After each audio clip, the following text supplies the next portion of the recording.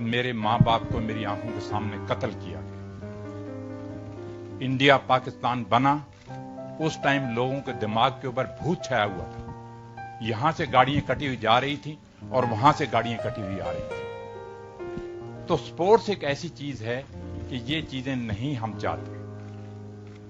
مجھے معلوم ہے کہ جو کچھ پاکستان میں ہوا، مگر پھر بھی وہ دن میں نہیں بھولتا کہ پنڈت جی نے مجھے بلایا. مجھے انویٹیشن آیا پاکستان کے ملکھا سنگھ جی، آپ نے وہاں پہ دوڑنا ہے لاہور کے اندر. 1960 کی بات میں آپ کو بتا رہا ہوں. مگر میں نے پاکستان جانے سے انکار کر دیا. کیوں انکار کیا؟ کیونکہ وہ جب اس رات کا سین میری آنکھوں کے سامنے آتا تھا کہ کس طرح سے میرے ماں باپ کی گردنیں اتاری جا رہی ہیں، کس طرح سے میرے بہن بھائیوں کو مارا جا رہا ہے، تو وہ چیز جب سامنے آتی تھی تو دل دہل جاتا تھا. اور میں نے کہا کہ میں پاکستان نہیں جاؤں گا. اور آپ لوگوں نے ہی پیپر میں چھاپا کہ ملکھا سنگھ نے پاکستان جانے سے انکار کر دیا. مگر پنڈت جی نے مجھے بلایا. پنڈت جی نے کہا ملکھا جی نہیں، ہمارا پڑوسی دیش ہے. سپورٹس جو ہے یہ پیار بڑھاتی ہے، بھائی چارہ کرتی ہے. ہم نے جانا ہی جانا ہے پاکستان. تو نیکسٹ ڈے آپ لوگوں نے اخباروں میں چھاپ دیا کہ ملکھا سنگھ مان گیا اور پاکستان جائے گا. جب میں وہاں پہ گیا مجھے یاد ہے کہ واگا بارڈر کے اوپر انہوں نے پھولوں سے جیپ سجائی ہوئی تھی. اس جیپ کے اندر مجھے انہوں نے کھڑا کیا. دونوں طرف سڑک کے بچے اور پبلک ساری کھڑی تھی. تقریباً 15-16 کلومیٹر کا ڈسٹینس ہے واگا بارڈر سے لاہور کا. اور جیپ کے اندر میں کھڑا ہوں، ترنگا جھنڈا اور پاکستان کے جھنڈے اس طرح سے لہرا رہے ہیں اور ملکھا سنگھ کے نعرے لگ رہے ہیں. جب میں وہاں پاکستان پہنچا، ہوٹل کے اندر جا کے دیکھا ایک پیپر پڑا تھا، ایک اخبار پڑا تھا جس کے اندر لکھا ہوا تھا ملکھا سنگھ اور عبد الخالق کی ٹکر، انڈیا اور پاکستان کی ٹکر. وہ جب چیز میں نے پڑھی میرے دل کے اندر میں نے کہا یار یہ چیزیں ان کو نہیں چھاپنی چاہیے. ہم یہاں کسی اور کام کے لیے آئے ہیں اور یہ چیز انہوں نے چھاپ دی ہے یہاں.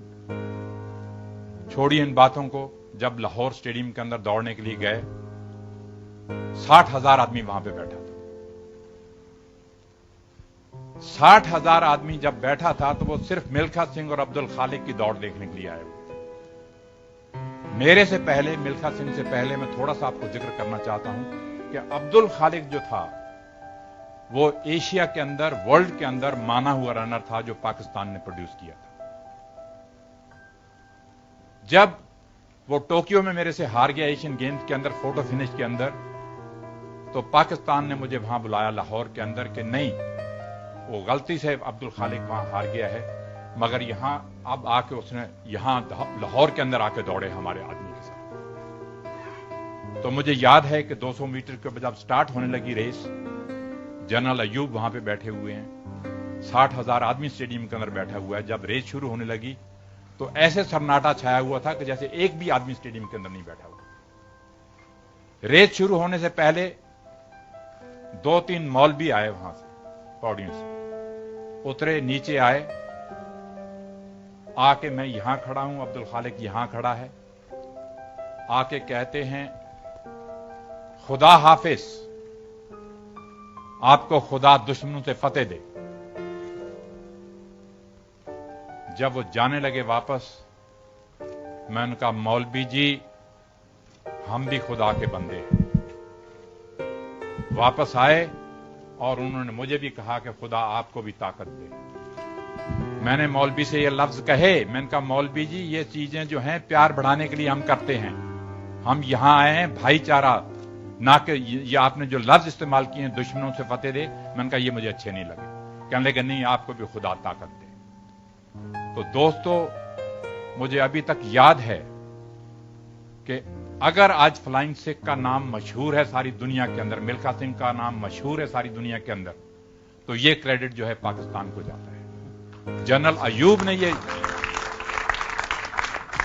یہ جو فلائنگ سکھ کا خطاب دیا تھا، جب عبد الخالق ریس شروع ہوئی، ریس ہار گیا عبد الخالق میرے سے، بلکہ ایک مکھن سنگھ تھا انڈیا کا دوڑنے والا، وہ بیچارہ مر چکا ہے، تو یہ 3rd نمبر پہ گیا. तो जब जनरल अयूब विक्ट्री स्टैंड पे आए मेडल डालने के लिए, तो हम खड़े हैं वहां पे, और जनरल अयूब के ये लफ्ज थे कि मिल्खा जी, पंजाबी में बोलते हैं वो, कहते मिल्खा जी आज तुसी पाकिस्तान दे दौड़े नहीं, तुसी पाकिस्तान दे आके उड्डे हो, तो पाकिस्तान फ्लाइंग सिक्स का खिताब देना है। तो ये एक बहुत बड़ी बात थी जनरल अयूब के लिए ये बात कहनी। और फिर मुझे अभी तक याद है कि उन्होंने कहा, मिल्खा सिंह को कहा जाए कि एक स्टेडियम का चक्कर लगाए, लोग देखना चाहते हैं। तो जब मैंने स्टेडियम का चक्कर लगाया, ये आप लोगों ने छापा है कि वहां 10,000 औरत बुरके वाली भी बैठी थी, और उन्होंने बुरके उठाए और देखा कि ये सरदार ने कमाल कर दिया यहां पे आके। तो दोस्तों, मैं आपसे ये कहना चाह रहा था कि ये जो फिल्म बनाई है इन लोगों ने, मुझे दोबारा जिंदा तो किया ही किया है, मगर मेरी आखिरी ख्वाहिश ये है कि हमारे हिंदुस्तान में से कोई ना कोई ऐसा नौजवान निकलना चाहिए, लड़का या लड़की, जो आगे बढ़े और हमारे देश का तिरंगा झंडा जो है वो ओलंपिक खेलों के अंदर लहराए। मैं थोड़ी सी हिस्ट्री आपको एथलेटिक की बताना चाहता हूं, ये इन्होंने जिक्र किया है। जब से इंडिया आजाद हुआ है, तब से आज तक सिर्फ 5-6 आदमी हैं जो फाइनल तक पहुंचे हैं, मगर हमारे देश के लिए मेडल नहीं ले पाए। मिल्खा सिंह पहले नंबर पे था, गुरबचन सिंह रंधावा इन 1964 ओलंपिक के अंदर दूसरे नंबर पे था, उसके बाद श्री राम सिंह आया, श्री राम सिंह तीसरे नंबर पे था, पीटी उषा आई, वो चौथे नंबर पे थी, 5वें नंबर पे अंजू जॉर्ज लड़की थी। वो ये 5 आदमी जो हैं वो फाइनल ओलंपिक में पहुंचे हैं, मगर मेडल नहीं ले पाए। तो मैं उम्मीद करता हूं कि ये फिल्म इन्होंने बनाई है, जो इस बच्चे ने काम किया है और इस लड़की ने काम किया है और इन्होंने डायरेक्ट किया है। यहाँ पे वाईकॉम वाले भी खड़े हैं, यहाँ पे जीत जी मेरे पास खड़े हैं। इन लोगों ने जो काम किया है, मैं समझता हूं कि आने वाली जनरेशन को ये फिल्म इंस्पायर करेगी कि मिल्खा सिंह के मुंह से किस तरह से खून निकलता रहा, कितना उसने हार्ड वर्क किया, वो मौत से लड़ा कि मैंने वर्ल्ड रिकॉर्ड तोड़ना है, मैंने देश के लिए मेडल लेना है। सारी दुनिया को यह मालूम था रोम ओलंपिक जाने से पहले कि अगर 400 मीटर में कोई जीतेगा तो इंडिया का मिल्खा सिंह ही जीतेगा और कोई नहीं जीत सकता, क्योंकि उनको भरोसा हो चुका था कि मैंने 80 इंटरनेशनल रेसेस दौड़ी, इन्होंने बताया अभी, उसमें से 77 जीती। सारी दुनिया ये कहती थी कि अगर 400 मीटर जीतेगा तो मिल्खा सिंह ही जीतेगा, मगर मेरी बैड लक नहीं, इंडिया की बैड लक थी, मेरे से रेस में गलती हुई, वो मेडल चला गया। तो मैंने आपसे कहा है कि मरते दम तक मेरे में ये रहेगा कि मैं देख के जाऊं कि कोई ना कोई इंडियन जहां से उठना चाहिए। इन बच्चों